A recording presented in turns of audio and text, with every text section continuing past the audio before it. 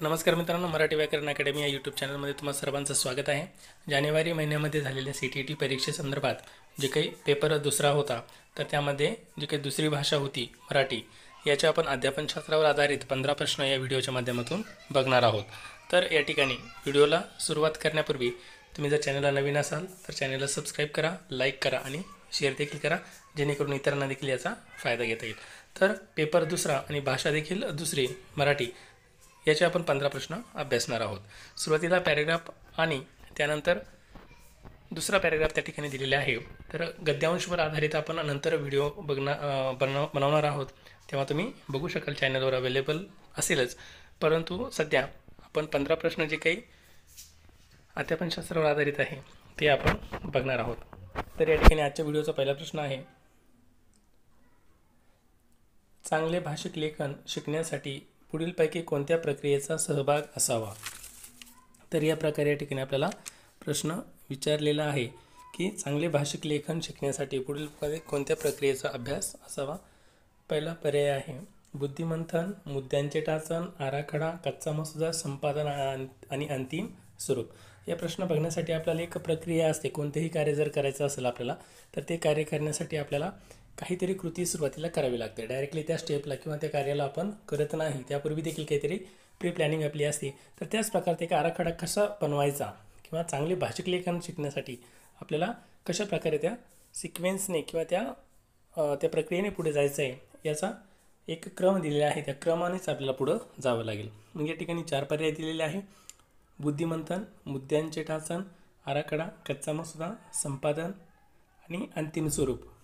अशा प्रकारे 4 पर्याय वेगवेगळे आहे. तर यामध्ये योग्य उत्तर आहे पर्याय क्रमांक 1, म्हणजेच बुद्धिमंथन. आत्ताच सांगितल्याप्रमाणे बुद्धिमंथन, त्यानंतर मुद्द्यांचे टाचन करणे, त्यानंतर आराखडा तयार करणे, त्यानंतर कच्चा मसुदा तयार करणे, त्यानंतर संपादन आणि अंतिम स्वरूप. खाली देखील दिलेले आहे, परंतु ह्याचा जो क्रम आहे तर तो मागे पुढे दिलेला आहे. इथे बघा, बुद्धिमंथन, आराखडा, कच्चा मसुदा, मुद्द्यांचे टाचन, संपादन आणि शेवटचे लेखन. तर शेवटचे लेखन न करता आपलं अंतिम स्वरूप त्या ठिकाणी प्राप्त झालेले पाहिजे, म्हणून पर्याय क्रमांक 1 या ठिकाणी बरोबर आहे. पर्याय क्रमांक 3 जर बघितला, बुद्धिमंथन, मुद्द्यांचे टाचन, कच्चा मसुदा, आराखडा, लेखन, संपादन आणि शेवटचे लेखन. इथे देखील लेखन एंडिंग दिलेले, शेवट दिलेला आहे. चौथा आहे, म्हणून हा पर्याय देखील नसणार आहे. चौथा आहे बुद्धिमंथन, मुद्द्यांचे टाचन, कच्चा मसुदा, संपादन, आराखडा आणि अंतिम स्वरूप. तर या ठिकाणी संपादन जे असतं तर ते आराखड्यानंतरची प्रक्रिया आहे, परंतु या ठिकाणी संपादन अगोदर घेतलेले आणि आराखडा नंतर, म्हणून चौथा पर्याय देखील त्या ठिकाणी अयोग्य आहे. म्हणूनच पहिला पर्याय या ठिकाणी आपला योग्य असणार आहे.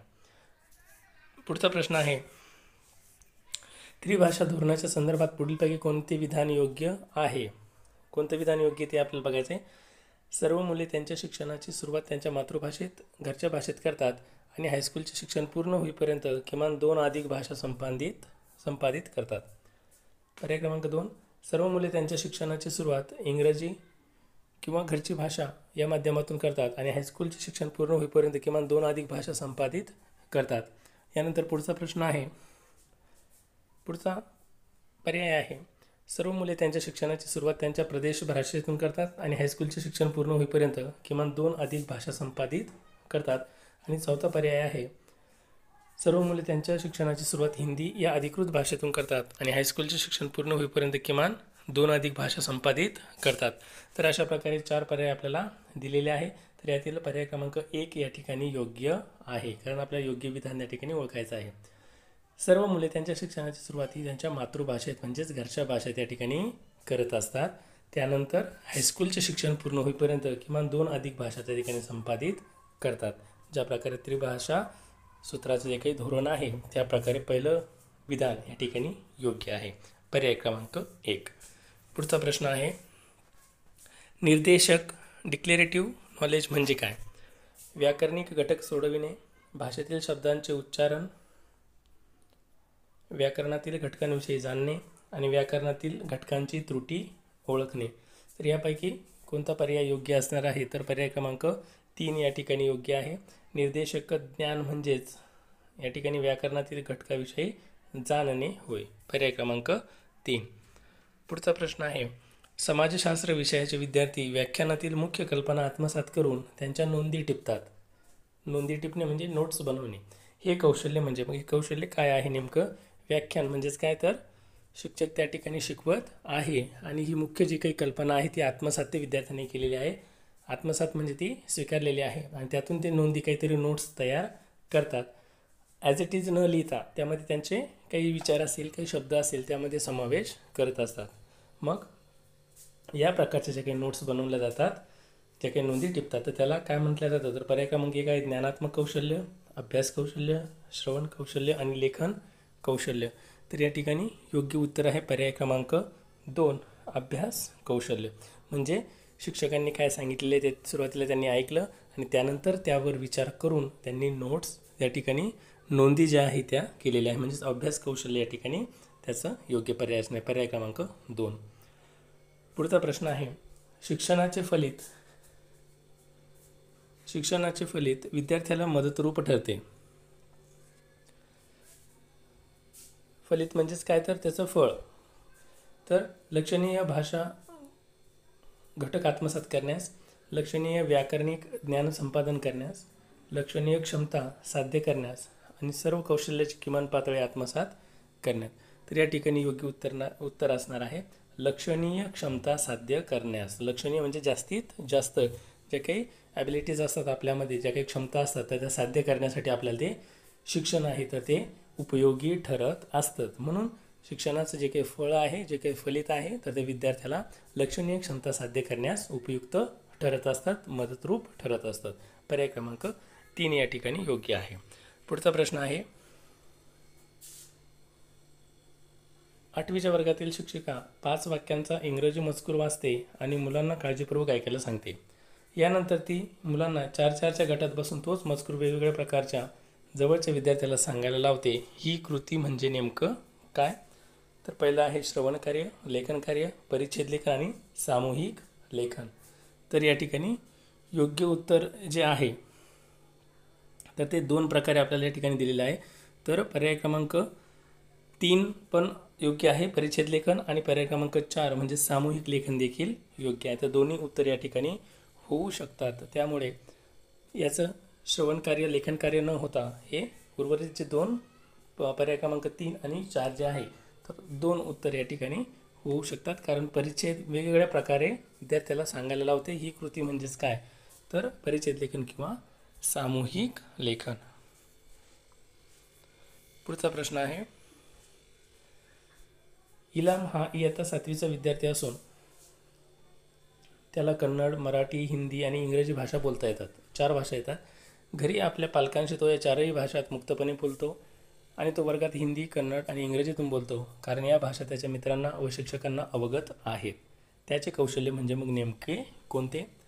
आंतरभाषिकता, भाषेची सार्वत्रिक क्षमता, कोड मेशिंग आणि भाषा बदल. अशा प्रकारचे 4 पर्याय आपल्यासमोर दिलेले आहे. याचा योग्य पर्याय आहे भाषेची सार्वत्रिक क्षमता. म्हणजे एका भाषेसोबत इतर भाषा देखील अतिशय चांगल्या प्रकारे त्या ठिकाणी तो शिकलेला आहे. मग भाषेची सार्वत्रिक क्षमता याला या कौशल्याला नाव देता येईल. पर्याय क्रमांक 2. पुढचा प्रश्न आहे पुढीलपैकी कोणती पद्धती मौखिक सराव आणि भाषेच्या मूलभूत घटकात नैपुण्य याला अध्ययनाचा अनिवार्य भाग मानते? पुढीलपैकी कोणती पद्धती मौखिक सराव आणि भाषेच्या मूलभूत घटकात नैपुण्य याला भाषा अध्ययनाचा अनिवार्य भाग मानते? समग्र शारीरिक प्रतिसाद, श्रव्य भाषिकता, संवादात्मक भाषा शिक्षण आणि व्याकरण भाषांतर पद्धती. अशा प्रकारे 4 पर्याय आपल्यासमोर दिलेले आहे. याचं योग्य उत्तर आहे श्रव्य भाषिकता. जे मौखिक सराव असेल आणि भाषेच्या मूलभूत घटकात नैपुण्य साध्य त्या ठिकाणी होते किंवा नैपुण्य मिळवतात यालाच भाषा अध्ययनाचा अनिवार्य भाग मानते. श्रव्य भाषिकता पर्याय क्रमांक 2. या सगळ्या पर्यायांचा जो काही समावेश आहे तर ते आपण नोट्समध्ये देखील घेणार आहोत. नेमकं एका पर्यायाचा अर्थ काय आहे किंवा त्याची व्याख्या काय आहे किंवा त्याचे उदाहरण काय आहे तर ते या व्हिडिओत न करता आपण सेपरेटली त्याचा व्हिडिओ बनवलेला आहे. जेणेकरून जेवढ्या संकल्पना असतील मराठी अध्यापनशास्त्राच्या संबंधित जेवढ्या शक्य होईल तेवढ्या संकल्पना तेवढ्या कन्सेप्ट आपण कव्हर करणार आहोत. ते नोट्सच्या व्हिडिओमध्ये तुम्हाला भेटून जाईल. पुढचा प्रश्न आहे शब्दसंग्रह शिकवण्यासाठी शिक्षिका वर्गात स्वयंपाकघरातील चमचा, प्लेट, भांडी, डबे आणि तवा घेऊन येते. भाषा शिक्षणात या वस्तूंना काय म्हणता येईल? तर जीवन संदर्भ असलेली साधने, शैक्षणिक साधने, रेलिया आणि स्वयंपाकाच्या वस्तू. तर या ठिकाणी 4 पर्याय आपल्यासमोर दिलेले आहे. तर यातील योग्य उत्तर आहे रेलिया. रेलिया म्हणजे काय? तर एखाद्या निगडीत किंवा आपल्याला जर एखाद्या वस्तू संबंधित जो वापरतो आपण त्या वस्तू रिलेटेड जर संबंधित जर काही घटक असेल तर तो शिकवण्यासाठी त्या घटकाचा त्या वस्तूचा वापर करणे त्याला रेलिया असे म्हटलं जातं. याचा देखील आपल्याला नोट्समध्ये तुम्हाला व्हिडिओमध्ये नक्कीच त्या ठिकाणी माहिती मिळून जाईल. पर्याय क्रमांक 3 या ठिकाणी योग्य आहे. पुढचा प्रश्न आहे, भाषा शिक्षणाच्या संदर्भात राष्ट्रीय शैक्षणिक धोरण 2020 म्हणजेच NEP म्हणतो आपण त्याला, NEP 2020 नुसार कोणते विधान योग्य नाही? नकारात्मक प्रश्न विचारलेला आहे. त्रैभाषिक धोरणानुसार इंग्रजीचा अभ्यास, त्रैभाषिक धोरणानुसार एका अभिजात भाषेचा अभ्यास, त्रैभाषिक धोरणानुसार मातृभाषा घरच्या भाषेचा अभ्यास, त्रैभाषिक धोरणानुसार भारतीय भाषेचा अभ्यास. तर कोणतं विधान या ठिकाणी योग्य नाही असं आपल्याला विचारलेलं आहे. तर याचं योग्य उत्तर आहे पर्याय क्रमांक 2, त्रैभाषिक धोरणानुसार एका अभिजात भाषेचा अभ्यास. या ठिकाणी जे विधान आहे तर ते या NEPच्या धोरणानुसार राष्ट्रीय शैक्षणिक धोरण 2020 नुसार योग्य नाही. पर्याय क्रमांक 2. पुढचा प्रश्न आहे, एक उदाहरण दिले आहे. येथे एक प्रश्न आहे, तो वाचा आणि कोणत्या प्रश्नाचे प्रारूप योग्य आहे ते सुचवा. एका लहान मुलीची गोष्ट वाचल्यानंतर तिला होणारा मानसिक त्रास आणि शारीरिक वेदनांना ती किती धैर्याने सामोरे जाते याची तुम्हाला जाणीव होते.